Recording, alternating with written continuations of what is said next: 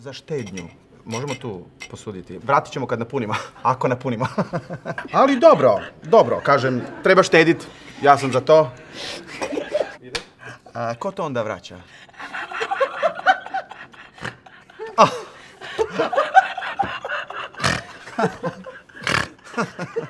Sad znam.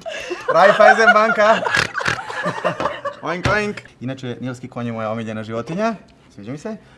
Sad ću ja samo malo. Čekaj da ovdje se potpisao. Ne, to je svinja, pardon. Evo ga, ja sam potpisao. To je to. Da li ste vi u paketu? Single, udana? Nešto? Pa tako? Pitam za našeg sina kad poraste. On ima sad 7, ali dajemo mu hormone rasta. Za 3 godine imat će 20. Tako se kaže. Seksa će biti.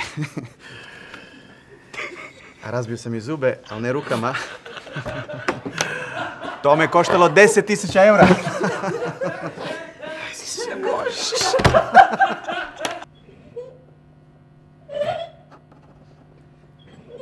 Netko je ispod stola, oprosti.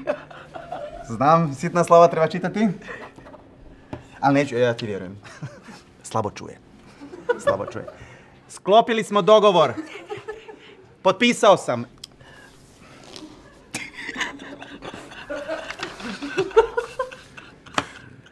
Prijetio mi da će me ubiti. Šalim se, nije. Ali je ubila duh u meni. Za nositelja? Da, zanosim. Pa rekao, dignut ću kredit, možda me to razveseli. Nekad me tuče. Šalim se, sad će da ima nož, sad me probala. A već imam ovdje jedan ožiljak od noža.